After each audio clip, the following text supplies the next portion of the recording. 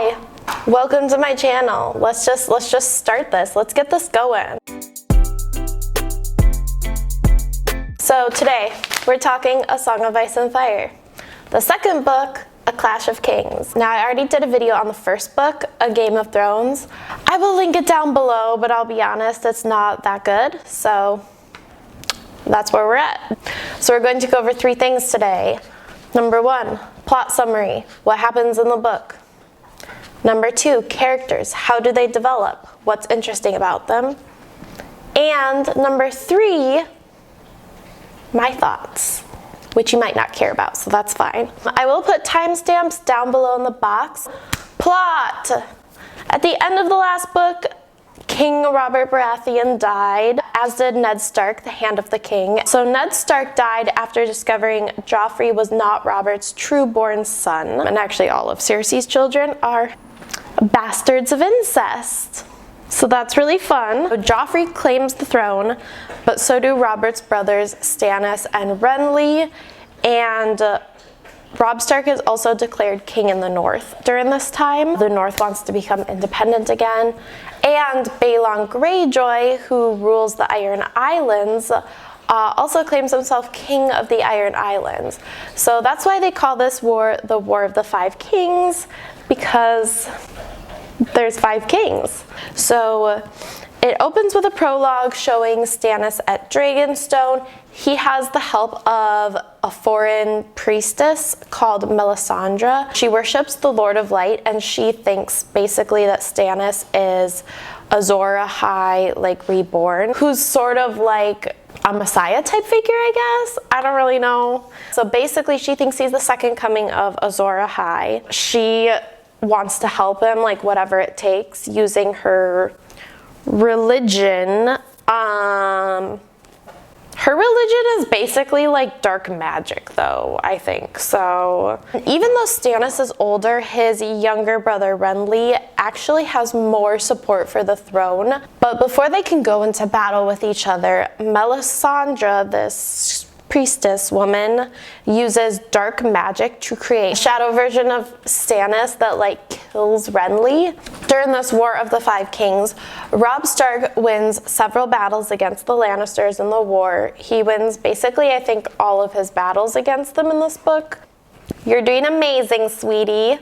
So Catelyn is sent to go talk to Renly and Stannis, and it ends up being unsuccessful. She's actually in Renly's tent and witnesses his murder by this shadow thing, and that's actually where she meets Brienne of Tarth. So Brienne of Tarth is a member of Renly's Rainbow Kingsguard, and they're both there when Renly dies, and Catelyn defends Brienne because some people think she did it, but Catelyn's like, no, like, it was so crazy, it was a shadow. And then Brienne actually goes into service for Catelyn to protect her. So during this time, Bran and Rickon are still at Winterfell, and since Bran is the next oldest son, Bran is the lord in Winterfell, and when Robb becomes king, then he's the prince in Winterfell.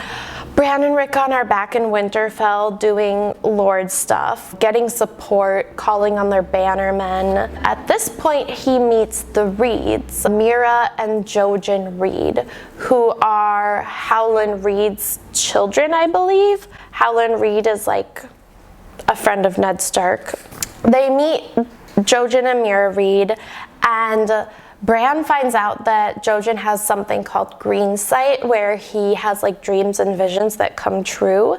And Bran has been experiencing these dreams where he wargs into summer, so he like becomes his direwolf at night. And so he discovers that he also has green seer abilities. Robb had sent Theon, his father's ward, for 10 years to the Iron Islands to ask his father for help. But instead, to prove himself to his father, Balon Greyjoy, he actually takes Winterfell while it's vulnerable because only Bran and Rickon are there.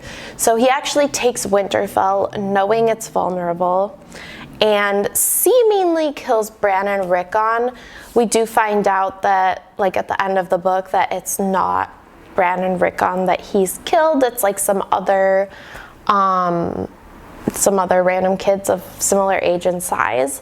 Because of the way he like disfigures their bodies, people believe it's them. He dresses them in their clothes and everything. Stark supporters like get really mad and come to the castle doors and are like, "We're taking back Winterfell." Then it's taken by some of the Stark bannermen as well as the Boltons, who are like sort of, they're frenemies with the Starks. The Boltons take Winterfell because Theon is the worst ever. Meanwhile, in King's Landing, Tyrion is acting Hand of the King. There's a lot of difficulty in King's Landing during this time because of the war. So there are food shortages, there are riots, a lot of bad things going on. After Renly dies, Stannis gains a lot of Renly's supporters, so he has a larger force behind him. Stannis takes this larger force, takes it to King's Landing, and basically sandwiches them. He brings ships through the Blackwater Bay, and then men on horses and foot to the front. This is called the Battle of Blackwater Bay. They win mostly due to Tyrion's use of wildfire. Tyrion gets injured in the battle, weirdly enough, by one of Joffrey's Kingsguard, which of course is super suspect, and clearly somebody paid or asked that member of the Kingsguard to attempt to, at the very least, harm Tyrion, potentially kill him. So he's passed out for a little bit. While he's passed out, Tywin becomes the new Hand of the King. Arya is on the King's Road, headed to the Wall with Night's Watch recruits. But they're captured by Lannister men on the way. Yoren, the guy who was leading all of the Night's Watch recruits there, is killed. And so they're captured by Lannister soldiers and taken to Harrenhal, where they're basically imprisoned and like made to do all this work and stuff.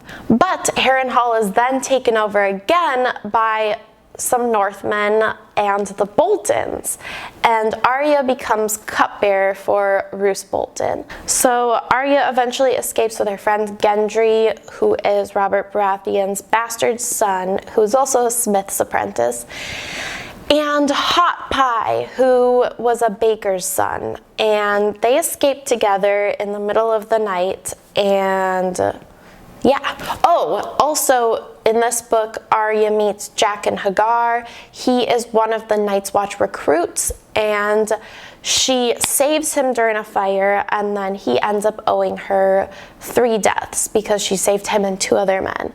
So he said, we have to give 3 deaths to the god of death, and so he kills 3 men for her and then gives her a coin to come find him in Braavos. Meanwhile, beyond the Wall, Jay Snow goes scouting with Jorah Mormont, the old bear, and a bunch of other people to find his uncle Benjen Stark, and also I guess just to see what's up with like the wildlings, because they're like building an army with their King Mance Rayder. So Jon and this other guy are actually captured by wildlings, and this other guy gives him the command to infiltrate the wildlings. So Jon actually kills this guy to like prove his loyalty and infiltrate the wildling army. At the end of the last book, Daenerys birthed her dragons. She really didn't have a strong Khalasar left. She mostly had just like children, women, old people. So she leads them east across this huge desert, and eventually they end up at the city Qarth. It's hard for me to say that for some reason. Eventually they end up at Qarth. She's hoping to get support from the people there for her claim to the throne. They're not really interested in doing that. Like, they house them and feed them and welcome them for a short time, but they really just want to see her dragons because that's like entertaining, but they're not really interested in like supporting her claim to the throne with money or ships. So she can't get any aid for the throne, and she does actually end up going into this warlock house called the House of the Undying. She burns down the House of the Undying, and then as she's trying to find a ship to leave, she meets these men that were sent by the guy in Pentos, I forget his name, Illyrio, maybe? This guy in Pentos that housed her and her brother for a long time. Now that we have an idea of where the plot is, let's talk about the characters, because there was a lot of interesting character development in this book. I'm really just gonna go over the 9 point of view characters because those are the only characters that we really get their internal thoughts of. So I think they have like the most development, if that makes sense. So we were just talking about Daenerys, let's talk about her again. Her biggest development is that she becomes a leader, she becomes the mother of dragons, and she really learns how to lead her people through a difficult time. Across the Red Waste, which is like a giant desert, people are dying, they're running out of supplies. She manages to stay strong through that. So we really see her developing this strength and this ability to lead. I also think that Tyrion kind of has a similar development in this book. When he becomes Hand of the King, he really takes on that position and just bulldozes through it. He is just like getting it done, and he just really embraces that leadership role. Davos is a new point of view in this book. Davos! Super interesting. So it explains his backstory. Basically pages 111 through 124 that chapter gives a really good backstory of Davos. It kind of explains why he's loyal to Stannis. So Davos used to be a smuggler. Stannis made him a knight, made him Sir Davos, but he took some of his fingers off to kind of pay that. So he rewarded him for helping them during a siege, but he also took some of his fingers away. So that's a really interesting like conflict that he has, where he wants to be loyal to Stannis because Stannis has done so much for him, but he sees Stannis falling deeper and deeper down this kind of hole where his morality is kind of unraveling. Arya, she starts off this book feeling pretty meek once they're captured. Jaqen H'ghar really is one of the people that helps inspire her to like take control of her own destiny a little bit more. She remembers that she's not a mouse, she's a wolf. She's got the blood of the wolf. Catelyn is probably the last character I'll talk about because she's the last one I found really interesting. So Catelyn is having to deal with, of course, the aftermath of Ned dying, but later in the book, when she finds out Theon's taken Winterfell, she hears that Bran and Rickon have died, even though we know that they haven't really. She believes it to be true, and this just breaks her. But I also think that it's really interesting in this book, there's specifically a moment where Catelyn talks about how she's always done her duty, and it's page 489, and she just talks about always doing her duty, how you can do everything right and everything you're supposed to and things can still not work out. And I think that that's just a really good insight for her as a character. Let's talk about my review. 2 words: super good. This book is really good. If you liked a Game of Thrones, you'll like it. It continues the story really well. It's got a dash more magic than the first book, which if you like fantasy and magic, you will like. And it's just generally really well written. It's really descriptive, an engaging story. The shifting point of views put you inside all these different characters, so you're not just reading this story, but you're reading it from different perspectives. And I just think that that is super, super cool. 10 out of 10, would highly recommend. 5 stars. Super good. Not much more to say. Hopefully this video gave you a pretty good summary. If you liked it, please give it a thumbs up. If you didn't, that's okay. I will see you later.